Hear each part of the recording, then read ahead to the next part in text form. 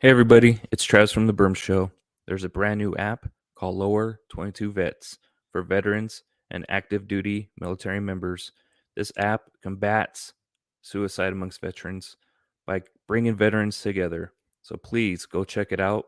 Sign up is free and it's easy, and there's monthly giveaways. You can find the app on Google Play and Apple Store. So sign up now. Thank you.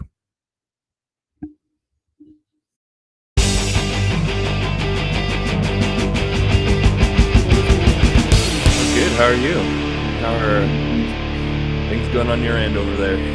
Good. I was able to sleep in today. My parents have had, well, parents in my family have had my kids for a week. I needed a break to like Oh, nice. reset.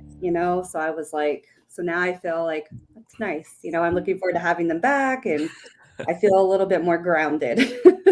How old are your kids? 13 and 8. Oh, so yeah, it's pretty easy to drop them off. Then it's like, all right, get out Yeah. of here. Yeah, exactly. Two daughters. So, Oh gosh, two daughters. Yeah, we have a 3-year-old son who's gonna be 4 next month, and our daughter's gonna be 1 also next month. So it's been, oh, happy birthday to them. I'm in August yeah, too. it's crazy, right? Like we got kind of nervous with our daughter because like, oh my gosh, she's starting to kind of come on like to his birthday. They're 10 days apart, their birthdays, so it's like, They're like Irish twins. Yeah. yeah, we're freaking out. We're like, oh gosh, she needs to come out like today. So, yeah, I get what you mean. It's good to have a break occasionally. It's probably why I'm tired. I try to sleep. I did sleep in today, and I kind of regret it now Yeah. because they're full of energy. But Well, I slept in till I say 8, but I kind of like lollygagged around until probably an hour ago. I was like scrolling through Facebook, cleaning out my email, that kind of yeah, thing. that's kind of what I did for like the last 30 minutes in bed. I was just like, okay, my wife's out there with the kids, and then I mess around on my phone for a little bit. Exactly. I do the same. Mhm. um, but yeah, I'm happy to have you on. Happy to be here. Yeah, super excited. Haven't had too many, or actually, you're the second woman I've had on that's a veteran. I saw So that. I watched the first interview, or the first lady yeah, on so yeah. it's a cool perspective to have because it's I guess something I've never really thought of myself. I guess usually it just maybe that's just kind of being naive or whatever it is, but usually you just Um, everybody just talks about the veteran as one person, but yeah, there's different layers within that yeah, community as well. So exactly. um, yeah, I before you wouldn't get fault yourself on that. I mean, it's just you know what you know, right? And so I think it's just by default, same thing with me. So hmm yeah, so yeah, kind of want to get to know you a little bit, what you did in the military, what branch, and how sure. long you were in and stuff like that. Um, I was in the Air Force for 8 years total. I was active duty about six and a half, just under 7 years. I joined in 2007 and I got completely out in 2015. I did communications in the Air Force, which is pretty broad, but to give that a little specificity, I did a lot of client support, like technical hardware, software stuff. And then at that time, our career field also included like records management and administrative as well. And that kind of changed later in my career, and now is completely different for active duty Air Force. I'm originally from Guam, but I Oh, grew up in the States pretty much all my life. So I don't remember Guam, but I feel a strong sense to my culture, and I'm hoping to visit soon. And I was raised in Texas, Bastrop, Texas, just outside of Austin, Texas, um, in a little town just kind of outside Bastrop. I went to Bastrop High School, but I was in a smaller town called Cedar Creek. So I grew up in the country, had a wonderful childhood. I'm one of three daughters. So I have an older sister and a okay. younger sister. So 1 year older and 3.5 years younger. So my poor dad had three teenage girls at the same I time. can only imagine how that was for him. Yes, yes, but my childhood was, I mean, just absolutely great. I was able to, ride horses. That's a big thing, and in my family, pretty much learn to ride a horse before you walk. It's the kind of the rite of passage. I was a band geek, choir, kind of that band nerd thing. Um, I was a pretty, a little shy kid, which is hard for some people to understand because they know me as an adult. Um, but I've always been pretty social, even though I was shy. Um, let's see what else. I played flute and piccolo, so that was my thing in high school. I have three daughters, or two, three daughters. I have three sisters. I have two daughters, 13 and 8.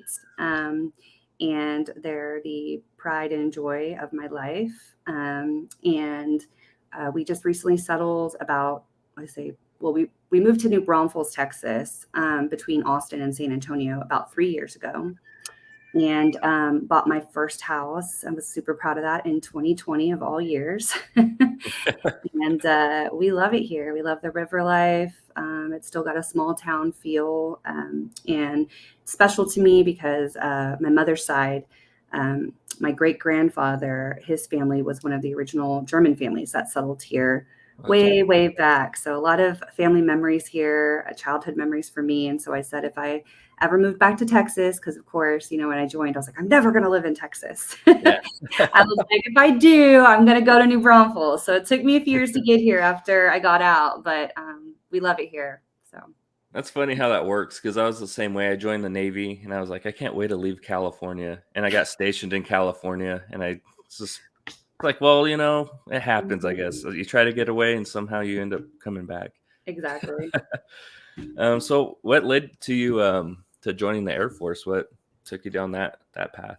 Yeah. So my great grandfather, the same one I talked about, he was in the Army Air Force, and he would talk about it, share pictures. He was an avid into photography. He actually he gave me a framed photo in World War II of the beach in Guam. So that was like my 16th birthday present. So he shared a lot of memories, and I never thought like military. That's not for me. And then about when I was 17, everyone was they knew what, at least they claimed they knew what they wanted to do. They were applying for college, had some drive and kind of a decision. And I just remember thinking, like, I'm not really ready for college. I don't know what I want to do. This all seems very overwhelming, but I know I want to leave. I know I want to be out of my parents' house. So I tried to join the Air Force then because I told my great grandfather on his deathbed that if I ever joined the military, I would join the Air Force. And so I never looked at any other branch. And at that time, I was 17 because I'm an August baby, so I was younger. And my mom was like, absolutely not. I'm not signing the paperwork because that was, graduated in 04, so a few years after 9/11. It terrified her. And being a mother now, I can understand that. And so my mom said, well, we'll pay for your first year of college. Let's just, try it out. Just try it out. And I said, okay, what the heck do we have to lose? Went off to UT San Antonio and started my path of college. Of course, undeclared, didn't know what I was doing. Partied a lot, probably partied way too much, more than I went to class. I come from a fairly normal, like middle-class family, so not terrible amounts of money, but, we had what we needed and wanted for the most part. And so I had to work to go through school. And so, sometimes I was working 3 jobs to, pay for my apartment. I'm a very independent and hard-headed person. So I wanted to make sure I could provide for myself and leave, money for my other sisters. And, we were, me and my older sister were in college at the same time. And then my younger sister was right behind us. So I felt a sense of, to carry my own weight. So about 3 years into college, off and on, it was like, make the dean's list, fail, make the dean's list, fail. And it was just a lot of back and forth. And I just wasn't happy. I started working in a bar at like 18, waitressing, that type of thing, because I could go and waitress 3 nights a week and make, a good amount in tips. And it worked with my schedule with other jobs. And so I actually met a sergeant. She was enlisted at the time. She had her own issues and why she was working there, but she was kind of moonlighting. And one day she just kind of was like, I think you'd be good at the military. Like, have you ever decided, thought about joining? And I was like, yeah, when I was 17, my mom wouldn't sign the paperwork. Also, I wanted to be an aerial gunner then. I figured like, if I'm going to prove people wrong, I'm going to do that, So You're going all in. Yeah. I was like, tell me I can't do something, I'll show you, even if it kills me. So she said, well, why don't we just go talk to the recruiter? I'll go with you, make sure you don't get taken advantage of, answer some questions for you, and I'll give you a real world, perspective of how it is to be a woman, in the military. So I took her up on the offer. We went in probably within the next week. She sat in there with the recruiter with me, walked me through the ASVAB, all that. And within, I think it was maybe 2 weeks, I was on the delayed entry program. And since I had some college credits there, even though I had failed quite a bit, I was able to enlist with Airman First Class. Nice. So E3 in the Air Force. Although and we're still friends to this day. She actually went in officer training school, and then she lives in San Antonio now. So we still see each other. She's a great friend. And I wish, though, I tell her all the time, I was like, why didn't you tell me about ROTC? Nobody told me about ROTC, or they didn't tell me about the Guard or the Yeah. Reserve, because I was 3.5 years in, and I'm like, that would have made more sense, and I stayed on delayed entry for 6 months to get, up into those credits to get that rank. But so that was probably about, I'm trying to think, all seems so long ago, probably like, I'm going to say January of 2007. And then I left in August of 2007, 2 days after my 21st birthday, which I would not recommend because I was very much hungover. Okay, I can imagine. It's like, hey, it's almost like a farewell party and your 21st birthday at the Yes. same time. So you gotta go like 2 times harder than normal. Yeah, it was probably not a good decision, but I made it through. So yeah, That I mean, felt great. yeah, it's a kind of, because that was a long answer, but I was just tired of like working 3 jobs. I wasn't happy. I knew I wanted to do something bigger, but I didn't have the self-discipline on, finishing school. I didn't really feel like anything fit with me technical trade wise. And so it just seemed like a cool opportunity. It worked out for her. So I was like, Yeah. give it a shot. The funny thing is, I think that's kind of like a common thing for a lot of people that join.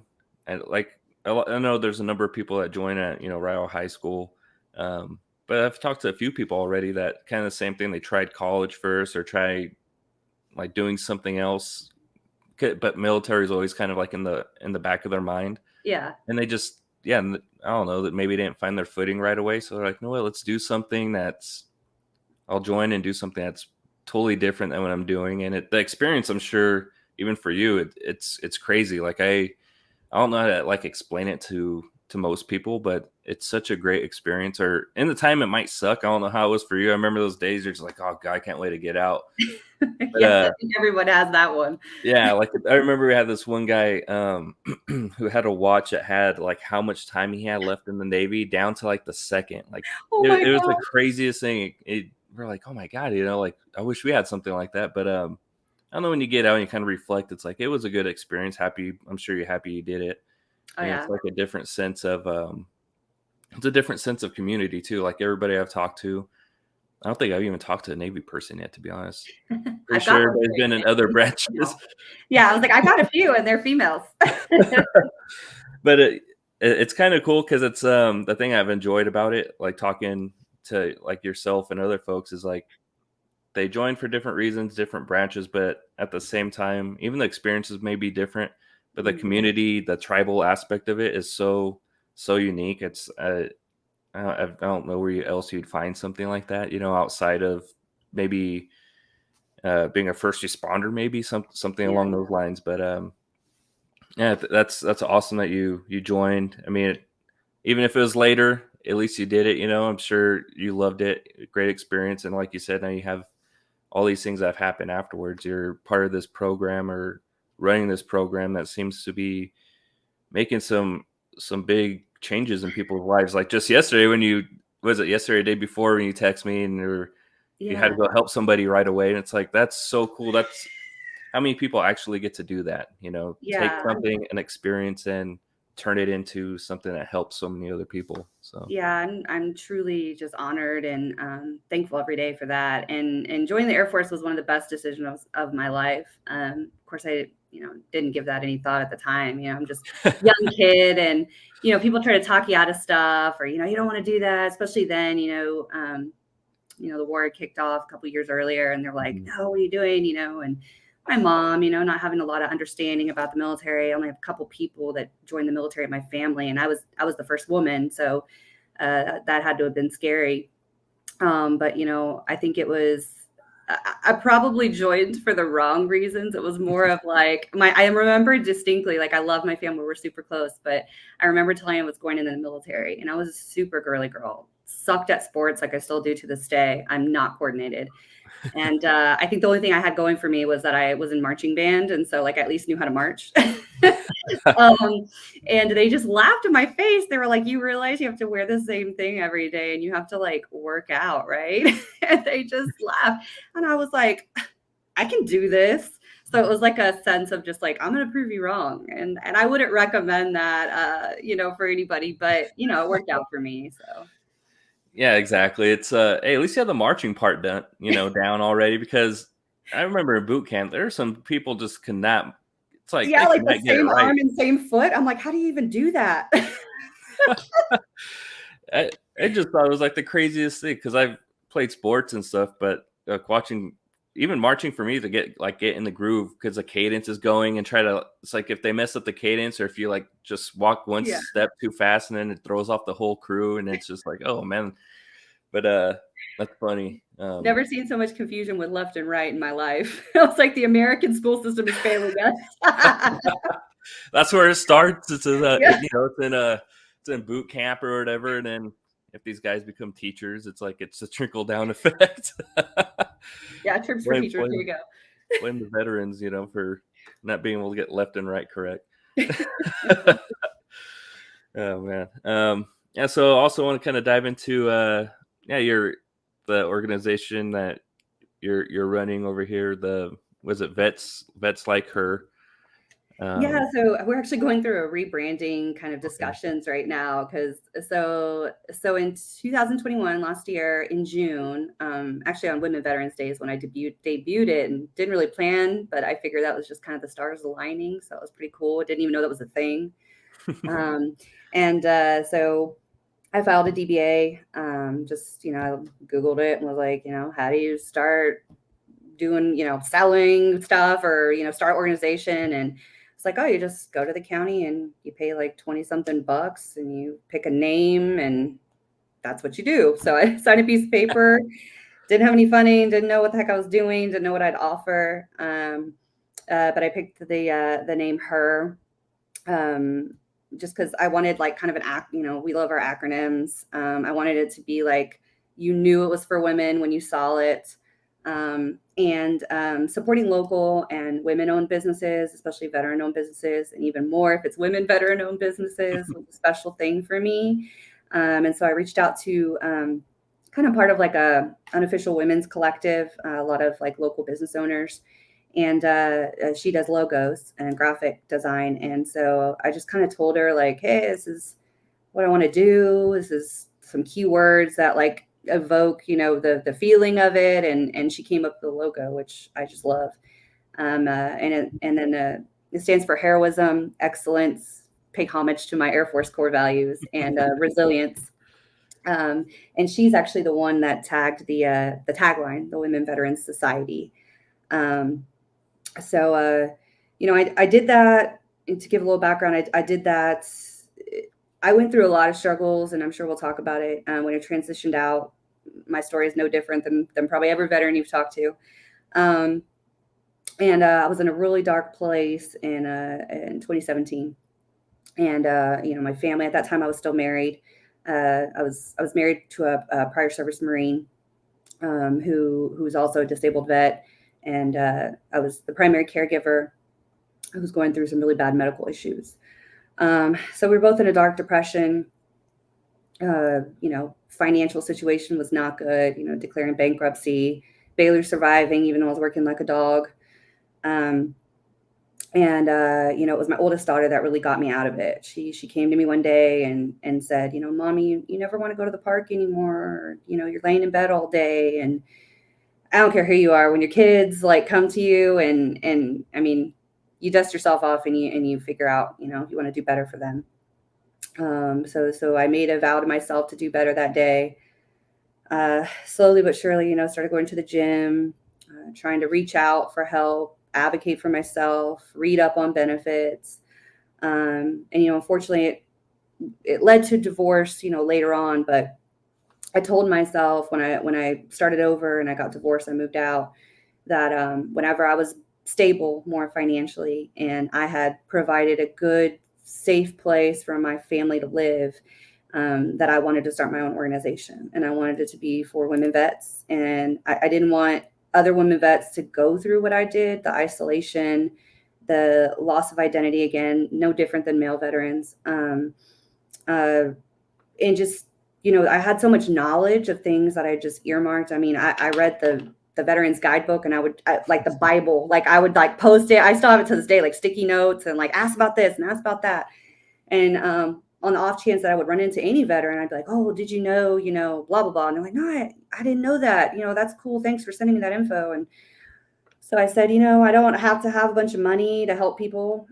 Knowledge is power. And, I'll just share resources. It's kind of where I started. Mhm. And so when I filed for that DBA, I work in tech still, so communication. So I had that going for me. So I knew like I could build a website. It's probably a good place to start, and I wanted to present myself like I was this big established, entity, to try to get, funding and things like that and buy-in. But really it was just me. I was just a one-woman show. And I made some business cards on Amazon, spent my own money on the website. And to this day, I actually fund the website. That doesn't come out of the organization's funds. And put my logo on a shirt, found another women-owned company. And I said, hey, I want to make this shirt. This is the design I'm looking for. And I just started trolling Facebook, scrolling and looking at every veteran like thing that was like open to the public, and any local market days, things like that. And I showed up with my little, table with really nothing on it, and my shirt, and like, here I am, any women veterans in need. I want to share some resources. I want to tell you what we struggle with, our unique challenges, and just kind of just sharing knowledge, awareness. And I remember the first one, let's see, I think it was May. It was before I actually, it was before I debuted it as like my website and everything, but it was May of 2021. And I had gotten invited by a female veteran I connected with on Facebook. And she's like, you should come to this Mission 22 suicide awareness, walk. It's right here in New Braunfels at the post. I was thinking, yeah, I mean, why not? Whatever, it's free. I'll bring my dog, do the thing. We got to talking. I wore my shirt, and people were like, oh, what's that? That's cool. I like the logo. And just kind of word of mouth. And then once I debuted my website, then things got real. What it was like, all right, like I'm out here now. I'm in the space. And it took off from there. I went to I'm probably going to do some shameless plugs here, and would love to share with you afterwards too, if you want to post about them. Oh, But yeah, of course.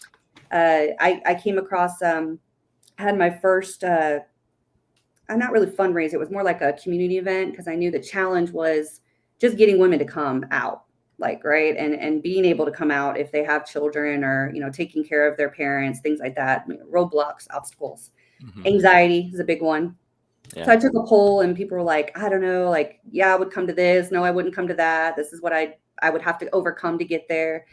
So I reached out to another woman-owned business, a mother at my kid's school that I was friends with, and she does yoga, and she does certain spins on yoga, and she started sup yoga, stand-up paddleboard yoga.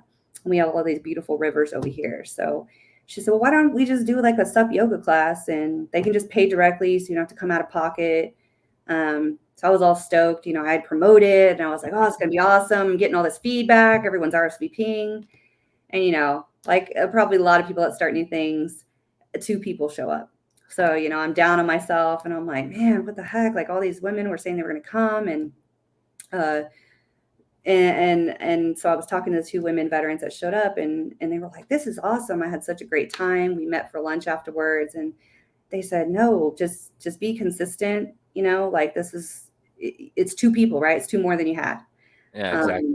And those 2 people, and I say this every time I tell the story of organizations, has paid it forward in spades. One of the ladies, her name is Betsy, and she is just hardworking mom, single mom, and she set me up with the second fundraiser at one of her side jobs at a winery here in Greene, which is a huge tourist location. Um, the other one is Ayana Brown. She runs Reach Peer Support LLC in San Antonio for military families and military resources for families, counseling, things like that. Amazing, just super intelligent woman. And to this day, I mean, she sends me stuff. We collaborate. I helped her build her website, helped her through some challenges of, starting her own thing. And I'm just so grateful that I didn't quit then. And yeah, I mean, we had I'm part of a networking group here locally of just locally owned businesses, and I'm the one of the two nonprofits of that group. And just word of mouth. I mean, meeting friends, and somebody was in another meeting at another networking group, and they said, "Hey, we'd like to really represent a new nonprofit that's just starting out." My friend stood up and was like, "I got the perfect one." Um, and they're great. They're called E&A here in New Braunfels, and I mean they raised $3,700 in 2 hours. Wow. I was blown away. I remember crying. I thought, $200, I'd be like, woohoo, ecstatic, because I was here selling merch, and really it was costing me more than it was really making. But I was trying to get my word out there, my logo, start some conversations, and I was just blown away by like the sheer amount of support, people donating baskets to raffle, just coming out. I mean, showing up. I mean, there was a good 150 people at this, bar, and they were all wearing my shirts. They all like came and bought shirts for me, and it was just a really freaking cool moment. So yeah, I mean, I could go on and on about it, but I know we're limited time. But yeah, that's how it came to be. So. Yeah, I mean that's so great to hear. Being consistent, I think, like you said earlier, and continuously pushing that program out there, events to get people to come. Because I don't know, like one of the things I was thinking of, when you said only two people show up, like you said, it's still two people. It's more than would have showed up if you would have done anything. And maybe those two people, if you didn't do that event, who knows what would have happened to them also. I mean, I think of also, just like you were saying, a lot of people RSVP'd, but I think at the same time, from what I've seen talking to veterans so far, especially during the podcast and stuff, a lot of them have agreed. It's hard to like go Yeah. out and talk, yeah, commit, and like not necessarily even share feelings or your emotions or what you're going through or what you've gone through.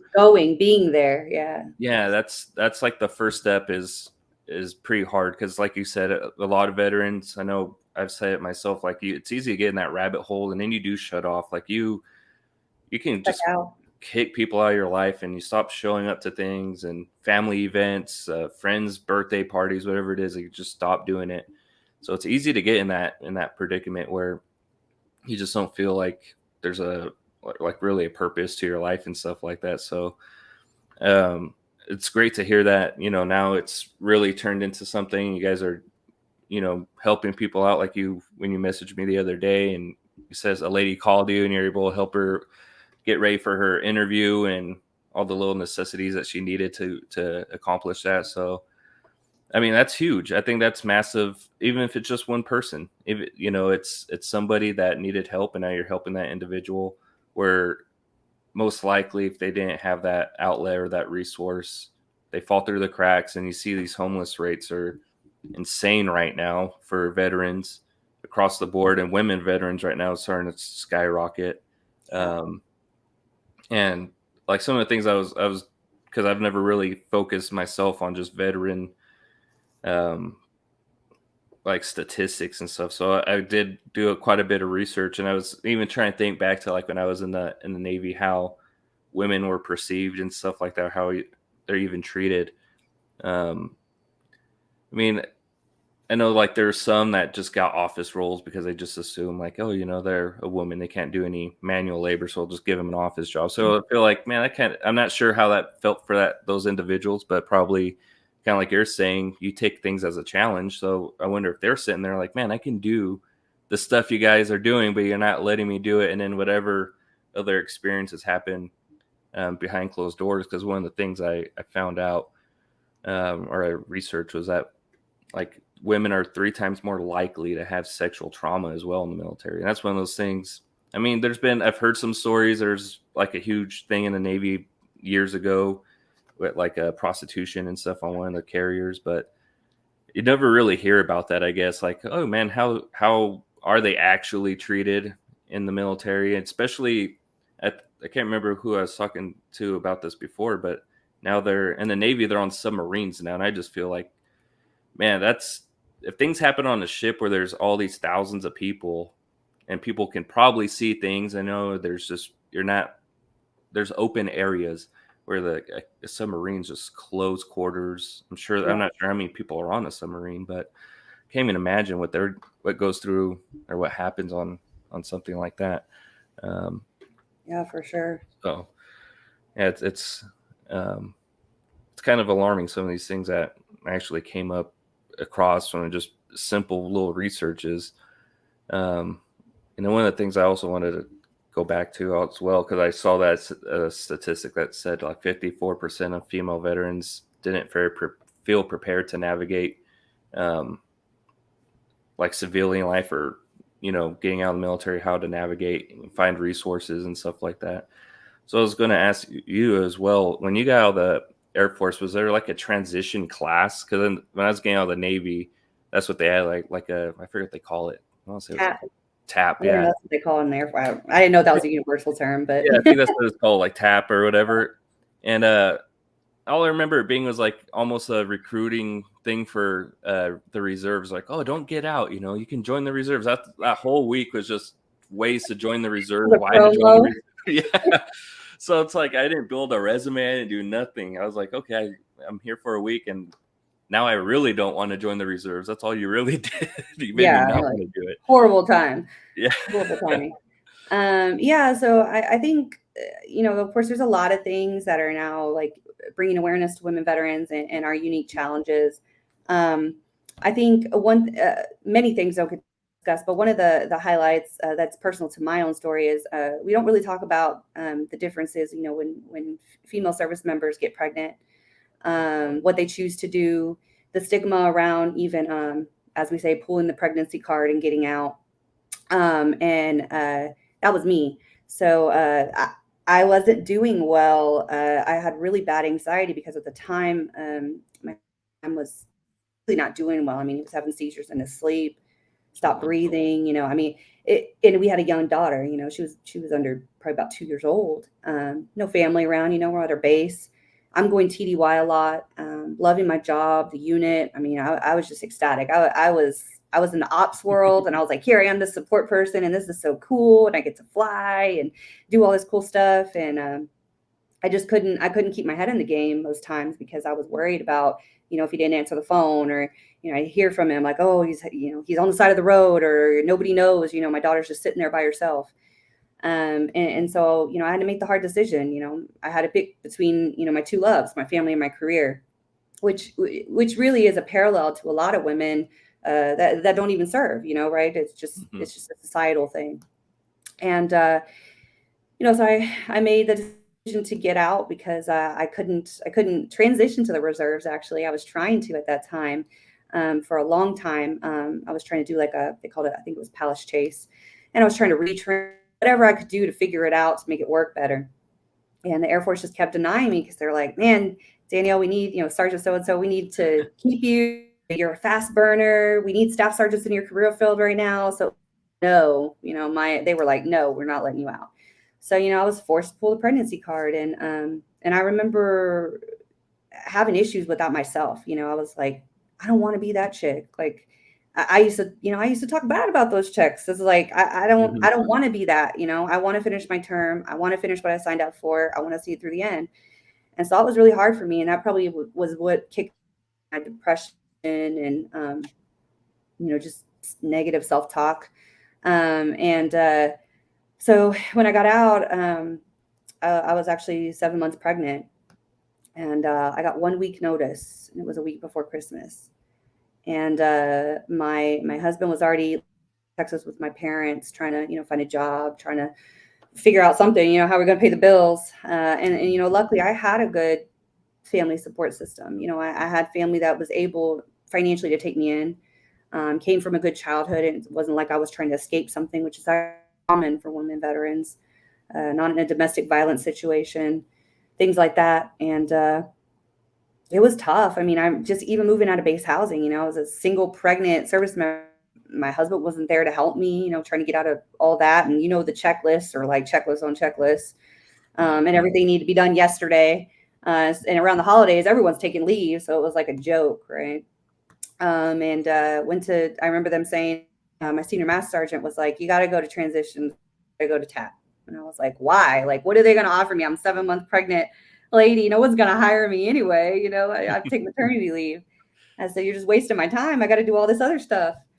And I just remember sitting in there, and I mean, I can't even remember of one thing they said to me, because I was I wasn't physically there, but mentally just completely elsewhere. And I was just thinking of all this stuff and thinking, oh, you're making a mistake, just all the things with any kind of change. And I think TAP for sure needs to be more of a phased approach, like 1 year out, 2 year, having check-ins, because at that point, like, one, we're excited. We're like, oh, I'm about to start my life, like I'm free, break the change, and you're just not in that headspace, right? You're listening to all the people that's like, oh, you're gonna make so much money on the outside, and you got this, and it's always it's the positive things, which is nice. But it's just not realistic, I don't think. And for female service members, especially, it's common for us to get out pregnant, and it just doesn't serve us well. It's not a one shop fits all, for any of us. But especially women veterans, I remember they didn't even talk about women's health at all, like health services at the VA. The only reason I found out about it is because I did take the veterans. It was like the veteran benefit book they give you. It's probably online now, but and I read it, and I was like, what do they have for women's health? I'm about to have no insurance, nothing, right? And found out that the VA in Austin, thankfully, where I was going, had was one of the first like pilot cities, I guess, or pilot VAs that had a women's health area that you could get maternity care from, and you were eligible for a breast pump, and you just had to do all the paperwork. So but what if I didn't have that, right? What if I was going into a situation where I didn't have housing, and the first thing I'm trying to do is survive, right? I'm trying to get food and somewhere to live. The last thing I'm going to have time for, or even be worrying about, is what can I get, maybe for free or a hand up. It just doesn't work that way. And I was just fortunate enough to be able to have that time to do that. Um, and so I got out, and we moved, and he still didn't have a job. My dad got into a bad car wreck about a month later, almost lost. So our plan was to move into my childhood home, and my parents were going to retire and live their life out. So here I am, I guess I was about 28 years old then, living in my old bedroom, childhood bedroom, with my entire family of 4, right? And I was thinking, like, God, you're such a damn failure. Like, what the hell did you do with your life? It's the worst mistake you've ever made, and just really down on myself. And 4 weeks after I gave birth to my second daughter, because we needed money, my family, can only do so much. And being that proud person, I was like, this is not how it's supposed to be. You're supposed to take care of your parents, not supposed to be there all the way around. I reported for duty at my reserve unit to finish out, because I had about a year and some change of my military service time, for the 8 years. And I remember talking to my sergeant. He was like, what are you doing here? Like, you're not supposed to be here. You're supposed to still be off. And I was like, no, like, I need money. Like, put me on orders. I'll do whatever. I'll file papers. Like, I'm here to work.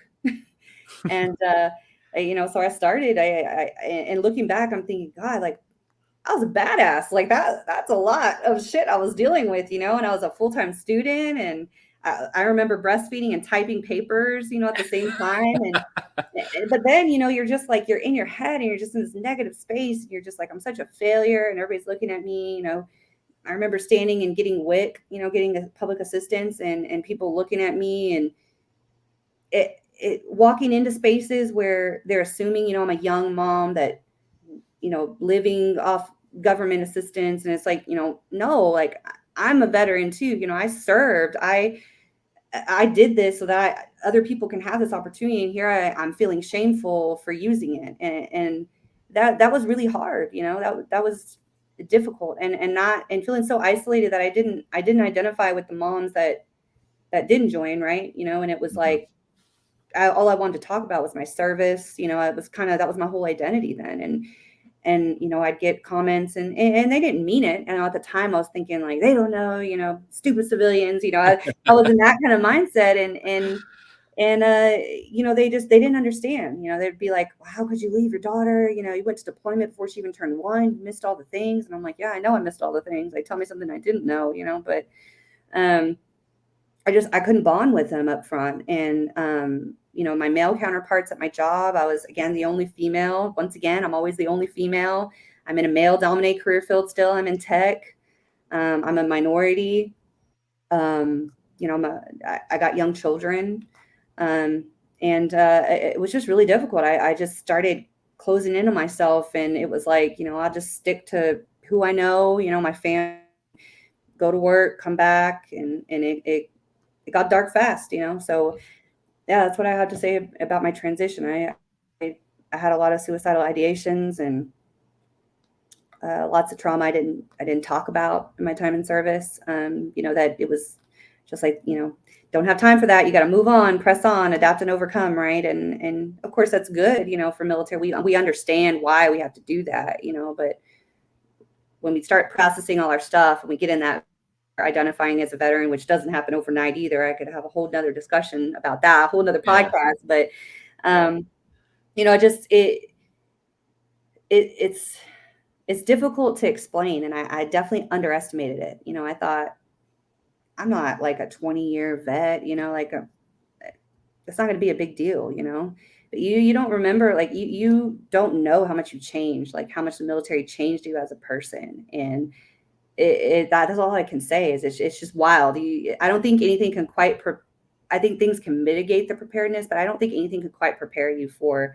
I want to say like the shock and awe of like the feeling of it. You view everything different. You feel different about things that you used to be okay with, and now you're not, and you don't know why, and you don't know how to feel Mhm. about it, and it's just all crazy, But That's anyway, that's the truest like part about it. I think everybody I've talked to has kind of said the same thing. Like Mark that I had on from his left foot, right foot, he said he felt like an alien when he got out. Like he just got dropped off, and like in America, basically, on Earth, and he got these like nobody understands him and felt really alone.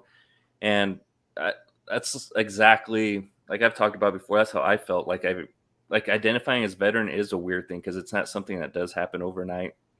It certainly happens. Like I feel like just recently I've really accepted the fact that I'm a veteran. Like holy crap, like and proud of it because yeah, there's exactly.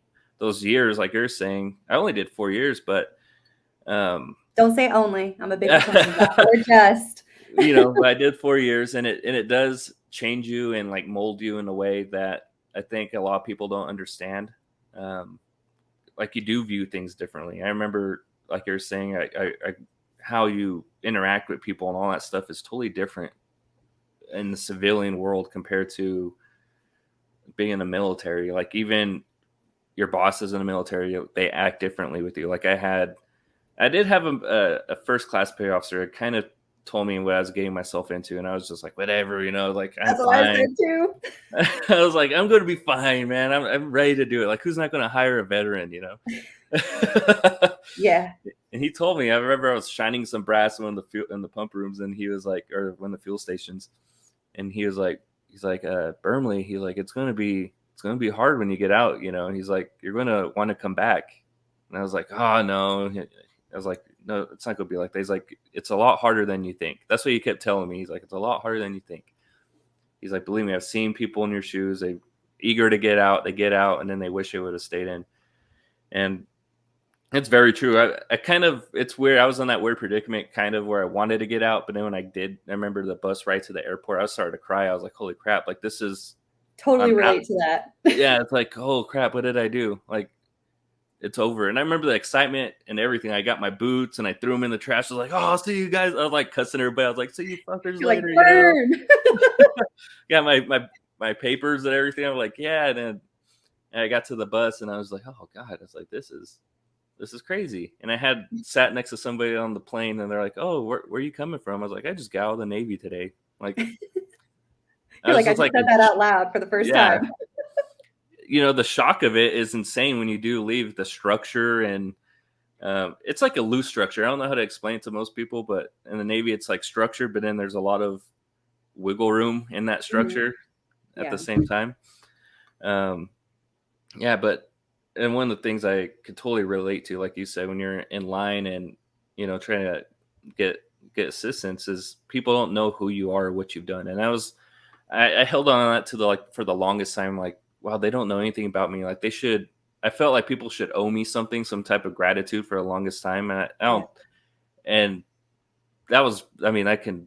That's a path that's leads you down a horrible road as Yeah. well. Like I Agreed. was just spiteful of people. Like, And you oh get man, you're talking. resentful. Yeah. Yeah, it's like you're talking to me like this. You don't even know me. Yeah. Like I've gone through and done more than you probably have ever done in your life, and I Mhm. like was really hateful towards people, Mhm. like in that sense. And then it takes a long time to, I'd say, till man, for me, just a few, maybe 4 or 5 years ago, where it really started to Yeah, mine click. was like Where last year, 2 years. Yeah.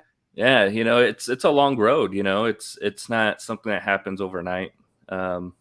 Like it started, I mean, I wouldn't say like, oh, the fifth day or the fifth year I woke up and I was like, oh man, I'm better. But it's like I've still had those moments. I think everybody always will, like, no matter how good you feel. I've Yeah. had moments just recently where I started drinking a little bit more again, and it's like, but now I'm more aware of it, where I was Yeah. like, okay, like, all right, let's stop. Like I Yeah. poured a bottle of whiskey out the other night. I was like, I don't even know why I bought this. Like, just Mhm. get rid of it. It's out of sight, out of mind. Waste of money, waste of time. I know where that path leads now because I've been there. And I'm sure, like, you can relate. Like you said, you've had those suicidal thoughts. I've talked about that with James Espinoza on here. Like, I've written stuff down or texted myself a whole like memoir, basically. And that was like a scary freaking moment. I remember doing it, and I was sitting there, and I was like, "What the hell am I doing?" Like, it's a Yeah. very dark place to get into. Well, because you Um, never think you're just like, that's not me. Like I'm never gonna be, when you hear stories and you or even your friends, you're like, ah, it's yeah, just shocking exactly. to yourself. Yeah. Exactly. And I think a lot of people, like, I've been in that, like, I feel like usually I'm pretty outgoing with a lot of people. Like I'm kind of the same thing. I'm shy among like with new people, but once they get to know me, I'm like I can't shut up Yeah. type person. Me too. So I'm super outspoken. I'm like, yeah, I'll bring the life of the party all the time. yeah, Yeah. so if, like, I think people like my can notice that change, and like, oh man, he's not, or even for you probably, even they notice like, man, you're not really as spunky as you normally are. You're like brushing things off or not feeling as motivated or determined to do things, Yeah. um, which happens, and it's hard to talk about even with family. Like I've told people that multiple times, and a lot of them have said the same thing. It's a lot of it's, I think, also you're afraid to tell your spouses, your parents, your siblings exactly what you're going through, because also I think the military also makes you extremely proud of the person you are. So it's to like, and people view your family views you that way too. They're like, oh, look at you, look what you did. It's that You guilt know, and shame that you carry. Yeah. yeah, you feel like you're letting them down by letting it get to you, Yeah. and I think that's why a lot of veterans don't openly come out and tell their families, hey, this is what's happening to me, because they're so proud of you. They view you in a certain way, and then to see that you're going through that, um, I'm sure that's not exactly what veterans want to see their families go through as well. So, Exactly. I uh, mean, it took me 4 years to have that discussion, with my family. So yeah, yeah. like I'm just recently having it, kind of, sort of, not fully yet, but like kind of dropping hints when I've talked to my dad the last few times, like, hey, like this is kind of what was happening. I haven't gone into detail, obviously, but um, kind of this is where I was at this stage of my life when we're extremely poor. Like we've been there. I've been in that situation where, man, you're rubbing like two pennies together, hoping it turns into freaking $100 or something. You're just Yeah. like cockroaches are coming out of your cereal. It's like, man, been there, done that. Yeah.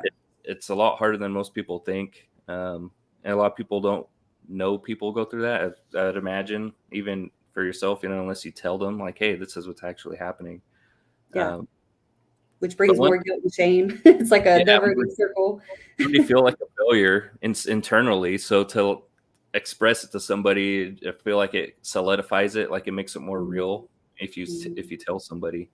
Um, but yeah, one of the other things that you brought up that I found really interesting, because I was looking up suicidal rates for women veterans, and you were saying a lot of them get out due to pregnancy and stuff, even if they don't want to get out. Kind of like you were saying, you felt like you needed to because you had um, external things going on.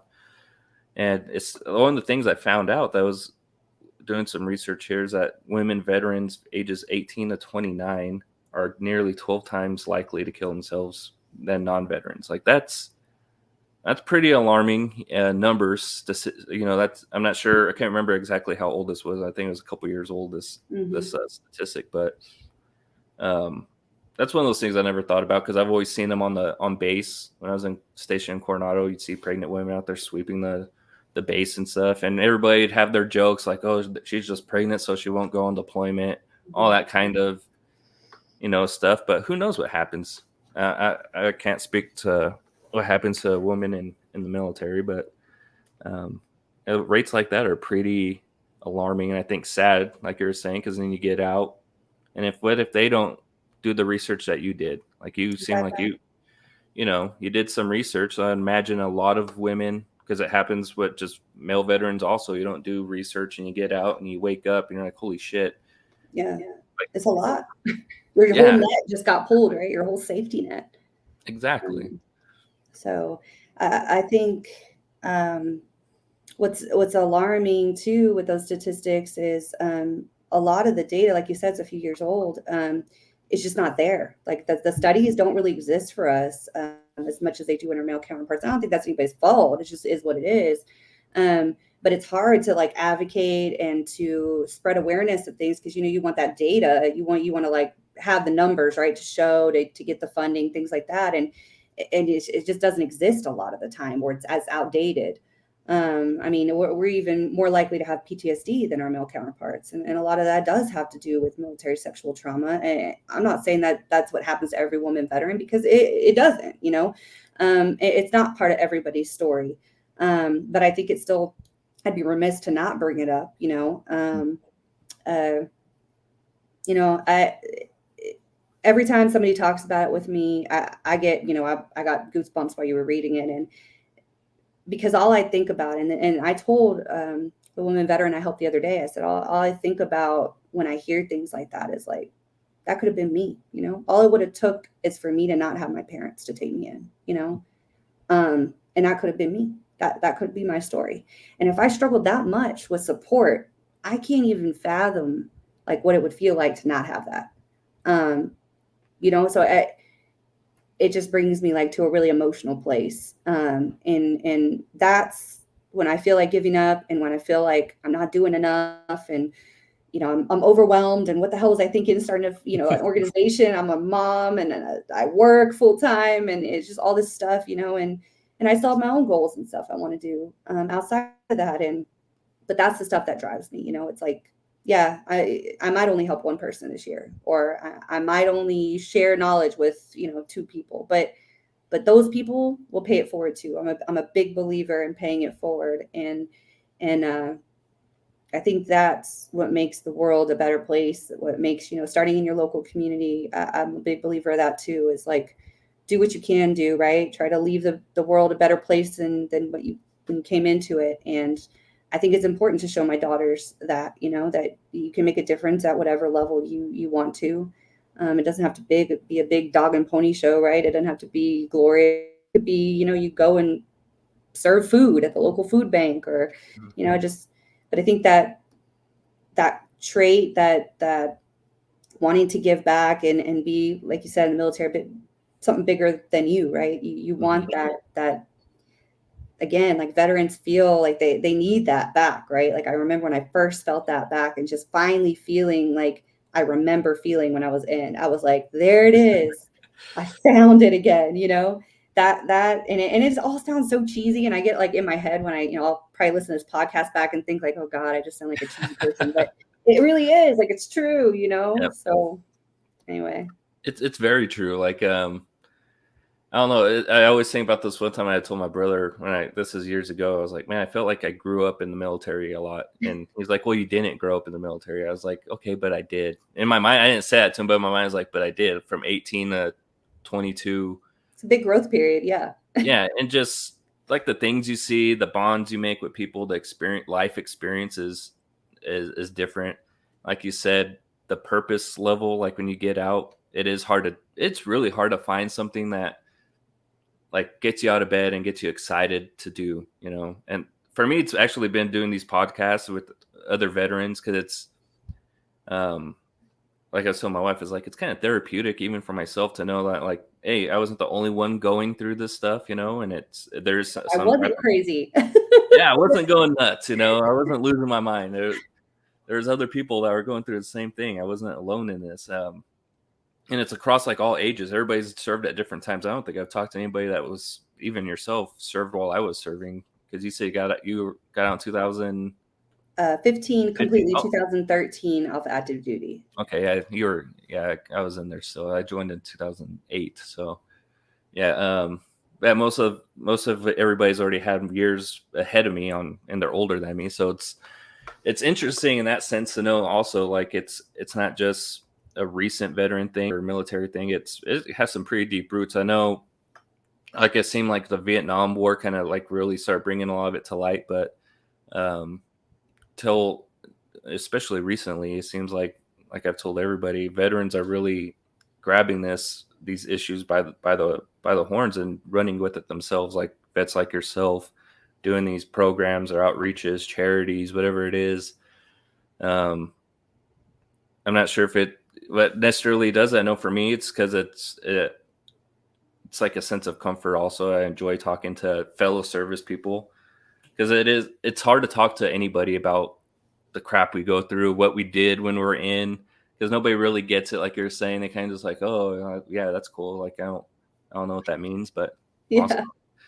Yeah. Um, but yeah, I think it's extremely important to have for veterans to have community. And I think, if it is, even if somebody's listening to this and they haven't gone to like an event, I would recommend doing it one time at least Oh just to see yeah. how it feels. I went to one this year. I've only been to one, but it was a suicide walk that they're doing, prevention Yeah. walk. Yeah. Same thing for me. That was the first one I went to.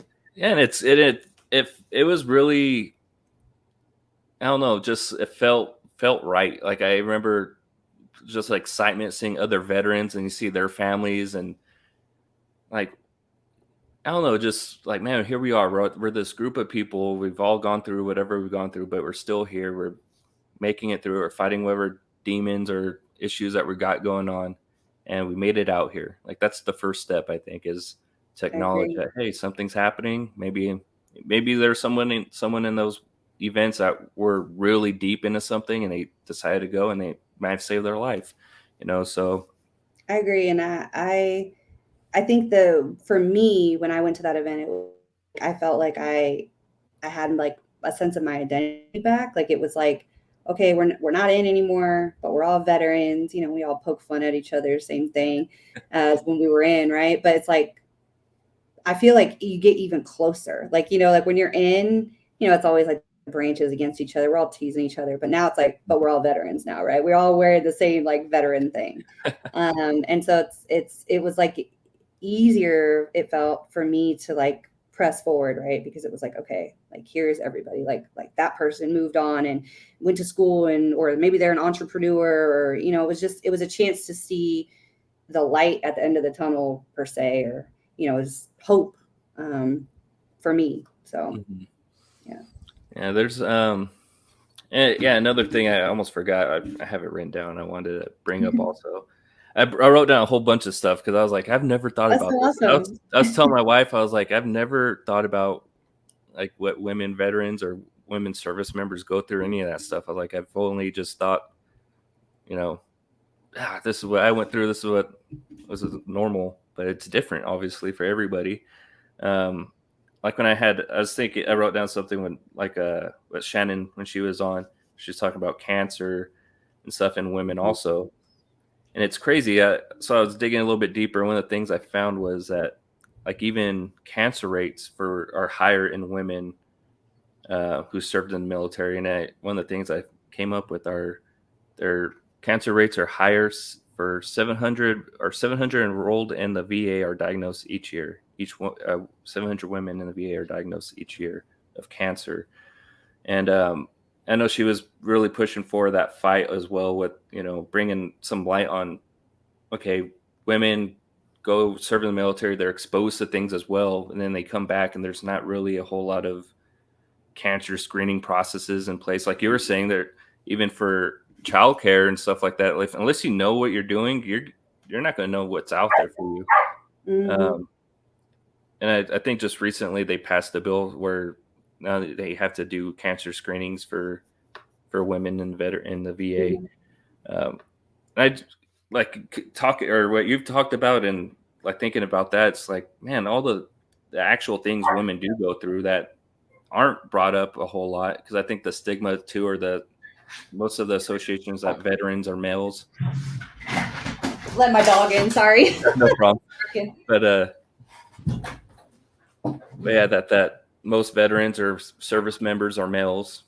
Mm-hmm. So these like a lot of these statistics, like you were saying too, they are older. I mean, I think one of them was from like 2012. I was like, man, that's the most recent one. I was like, it's kind of sad. I mean, because I just think about when I was in, there was a lot of women on my ship. Maybe Mm-hmm. not. I don't know what the ratio was women to men, but there's still quite a few on there.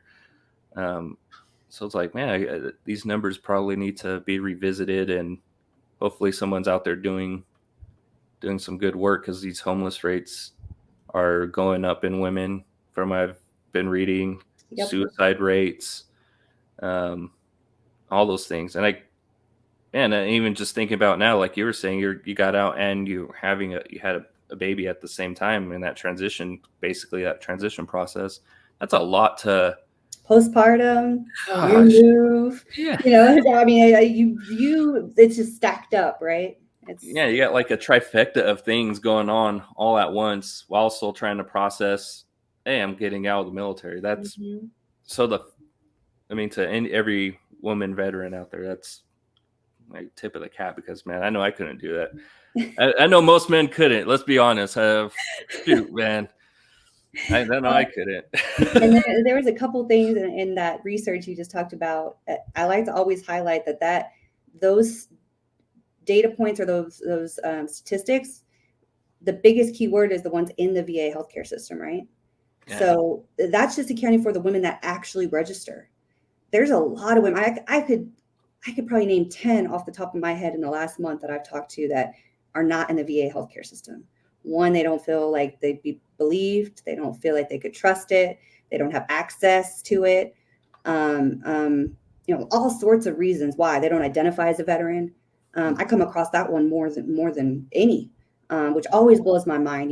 I'm thinking like be proud, and it was like, oh, I just did the reserves and it was 4 years and, I just had an admin job or I'm not combat veteran, just any little, so just that alone, the statistics aren't even right. So it's like, we're not even getting the true numbers because we can't even get us to show up, right? We can't to get there.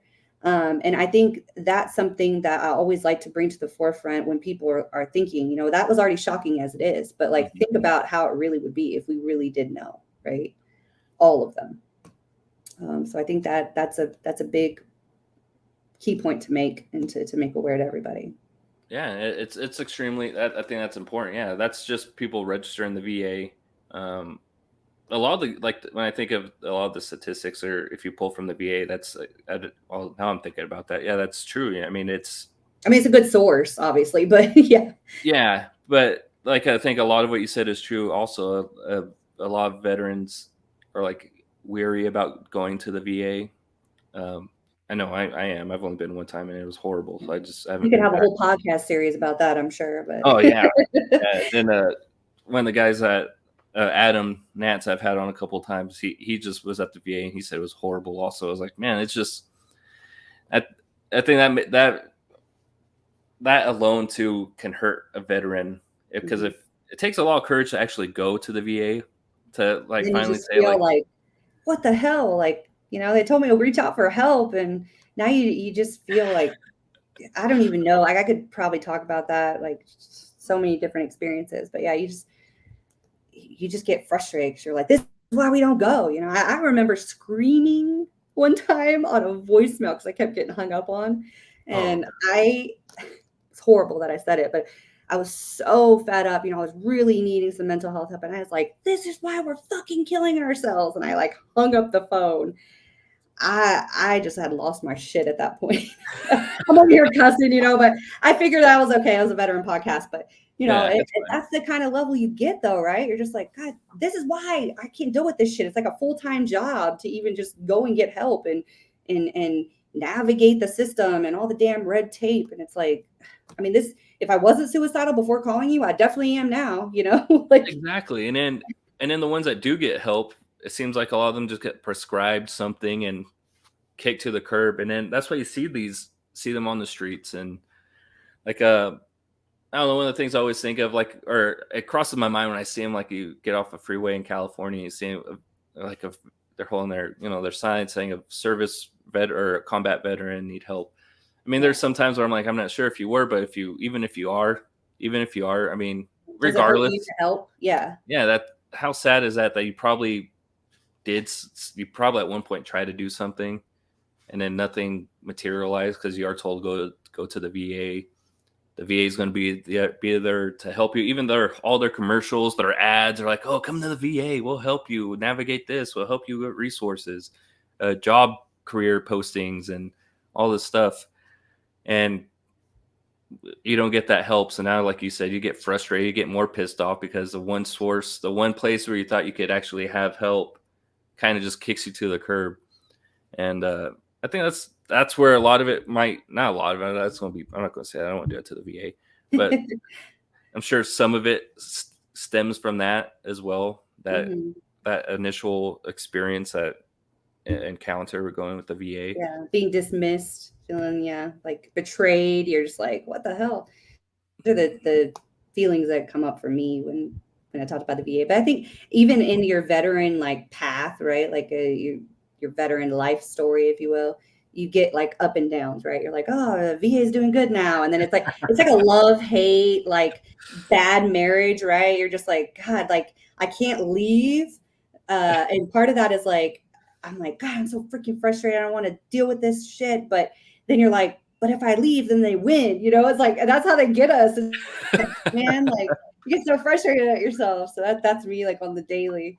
Um, but and I know we're right out of time here, but like a couple I wanted to say there were like for women veterans specifically, a lot. When I looked up transportation, just access to healthcare, which again, the more rural you'll get, the harder it is for us to get access to healthcare.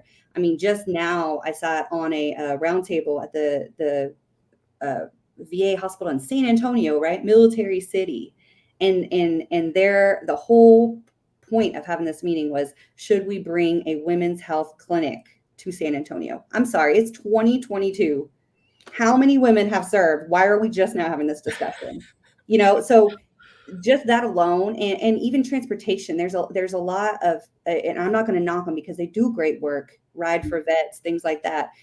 But when you have a woman that has small children, and I'm not saying every woman veteran obviously is not a mother, and that's what they choose, and that's great, but that do, and you're trying to look for a ride, you're trying to go to an appointment, that's half the battle. I mean, you being a parent, that it's like you got to schedule off of work, you got Hmm. to move things around.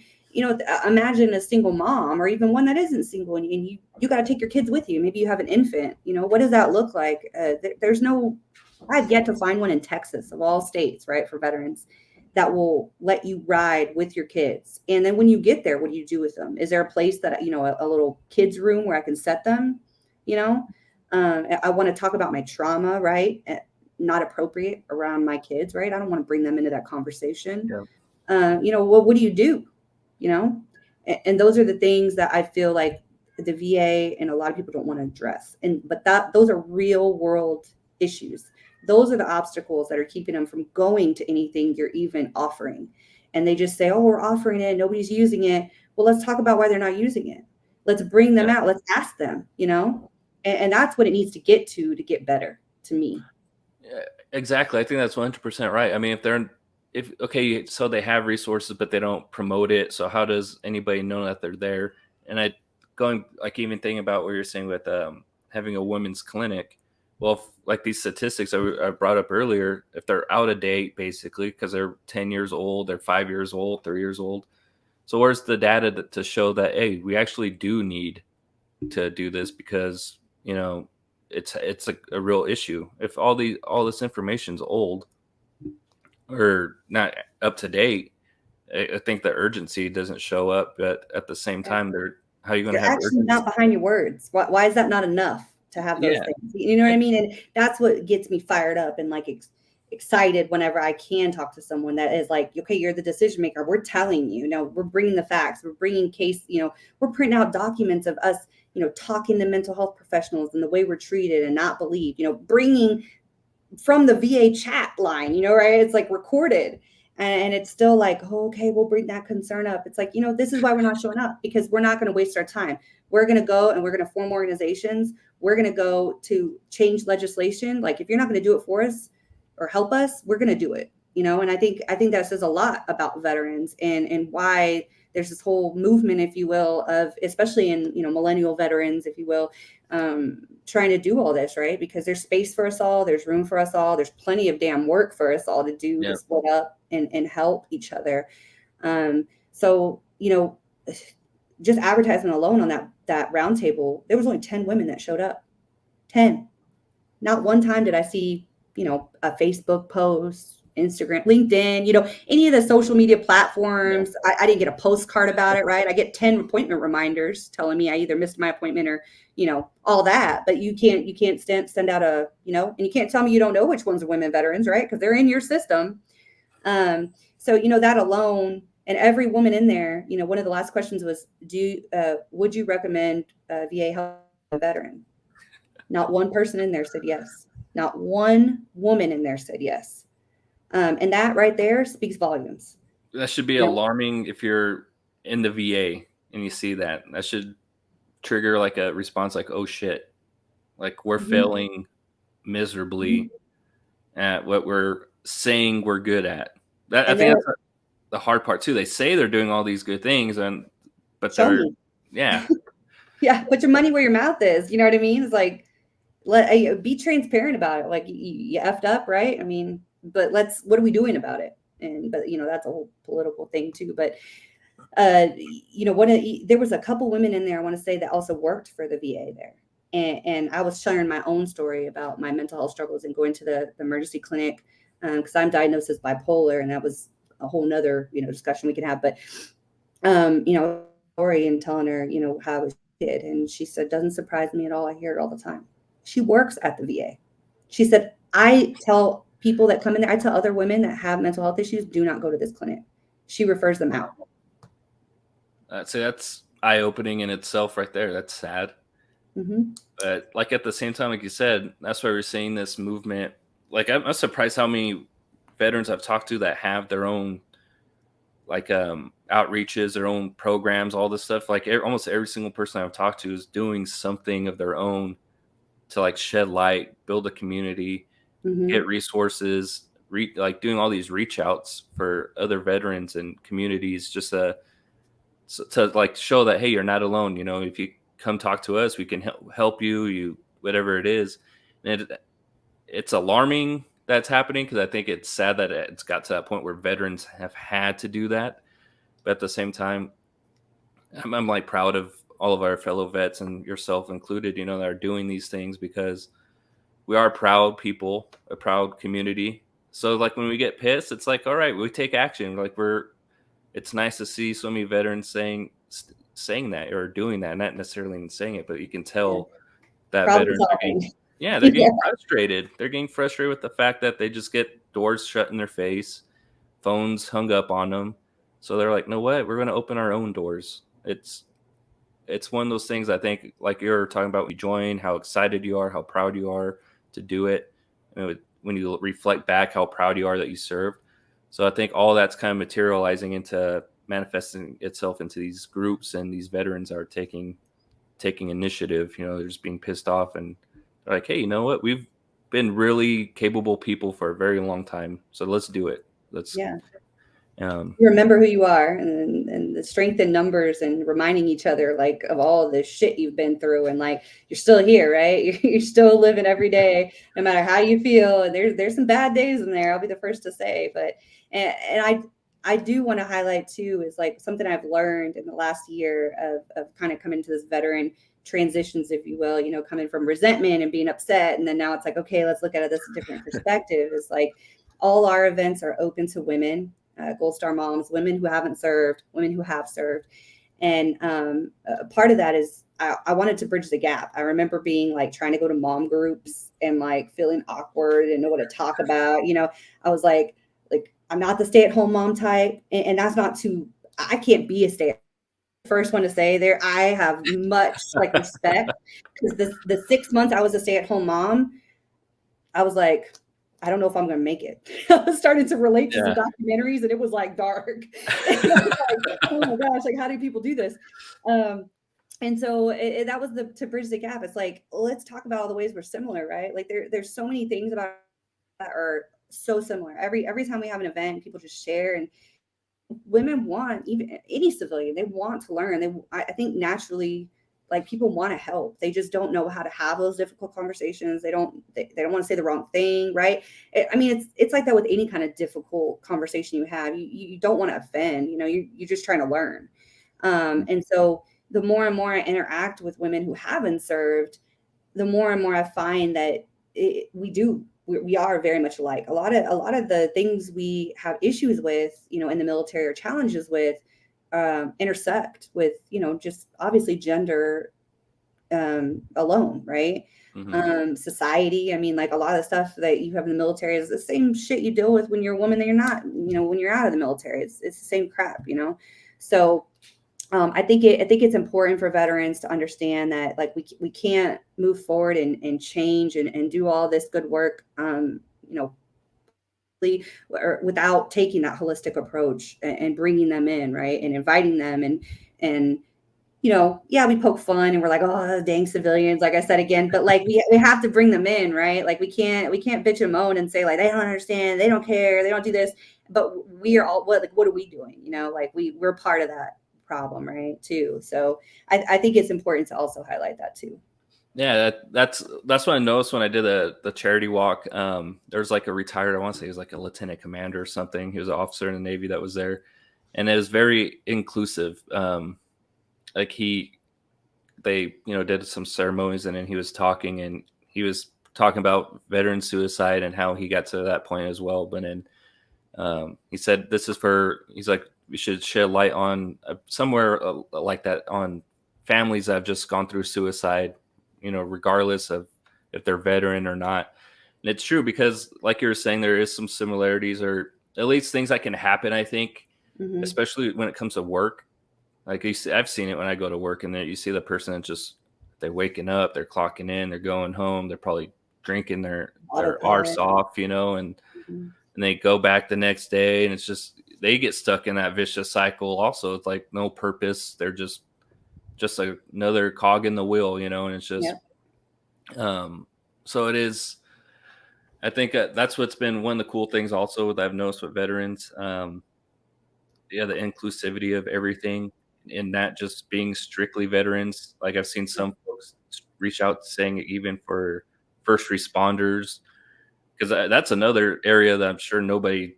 For I don't sure. think there's any data on that. I probably have to really dig to find some data on what first responders go to. For sure. It always interests me because there's such a high rate of veterans that are, firefighter, first responders when they transition out. And I'm thinking, how do they do that? Like I can't imagine like dealing with my trauma and shit that I'm like barely dealing with like however many years later, but you're working in such a like high stakes, like intense environment. And like, how are you doing that with all the other like stuff you just brought in when you started that career? And like, it blows my mind all the time.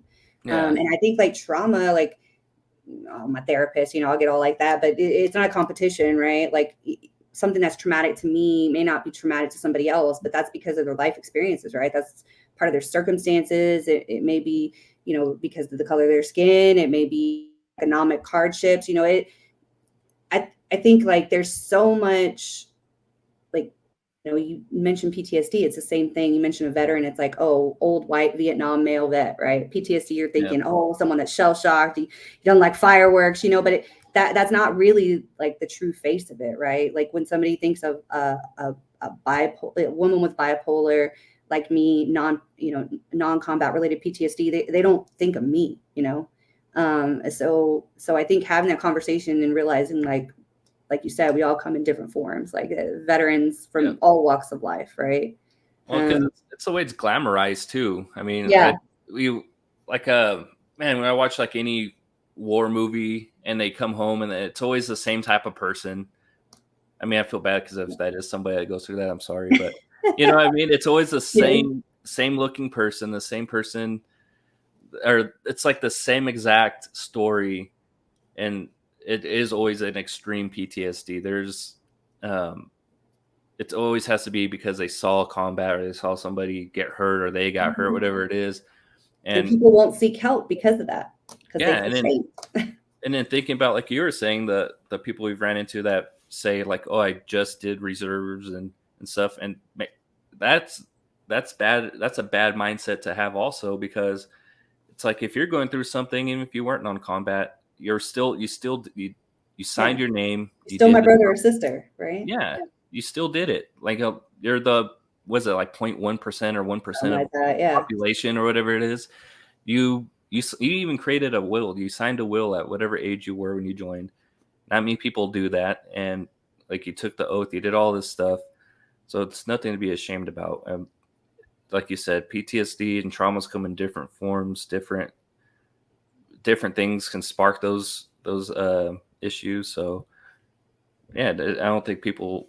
Hopefully, people are starting to get out of that. It seems like a lot of people are, from what I've talked to so far on these podcasts. It's for sure. And I think that's part of our responsibility too, as veterans that, maybe combat veteran, because I'm, combat veteran. But even saying that, like, I just got to the place where I was like, I can say I'm a combat veteran. Like putting it on my website, that was hard for me, because when I think of a combat veteran, I'm thinking like, oh, outside the wire and they're like shooting. But, I served in a combat zone, and that's literally the definition. So why not be proud of it, right? And it's like, if I'm talking about stuff like that, I got to be about that, right? So it's like, I gotta like overcome that myself. Is hard in itself, but anyway. But that's my stance on it, for what it's worth. I just want to close with saying, like, thank you for having the conversations with women veterans. Thank you for giving us a platform to speak. You're doing great work. I can't wait to listen more. It's my favorite kinds of podcasts to listen to are military veterans. I want to say that I'd like to leave every veteran with, advocate for yourself, do the research, and of course, never give up. And willingness to ask for help is a big step, and it's nothing to be ashamed about. So thank you again. And I look forward to collaborating and speaking with you more as the years go by. So thanks, Travis. No problem. I want to throw your website on here real quick. So anybody that's watching the podcast on YouTube, here's the URL for the website. I can't remember what you call it. It's like, what's it called? A URL. Yeah, the URL for the website. We're showing our age now. Yeah. And I wanted to say I'm on Instagram too at Vets Like Her, and Facebook as well. So just reach out to us. There's a contact us form. It goes straight to WhatsApp text message. It goes straight to my phone and my directors. So you're speaking to a real life person. My phone number that's out there is my personal phone number. I believe in not going into that 800 black hole. So, give me a shout out, love to talk to each and every one of you. And I wanted to give, I'm going to be giving you some resources of some women veteran organizations across the nation that I would love for you to share, just to enlighten your viewers and things that we're out there, we exist, and we can provide help and community. And I'll give one last shameless plug to after military service Camp Shield, Maggie Peterson and her team out of Houston, Texas, are doing wonderful and amazing work first women veterans retreat and only women veterans retreat thus far that I've attended. And I continue to tell her thank you to her wonderful team. They're the ones that got me in a headspace and in the mindset to be able to go after this dream of mine for my own organization, and truly have just supported me from day one. So I want to make sure in every podcast I'm on, I give a huge shout out. Check them out on Amazon Smile, give to them. They're doing great work. So thanks, Travis. Thank you. You have the rest of your day.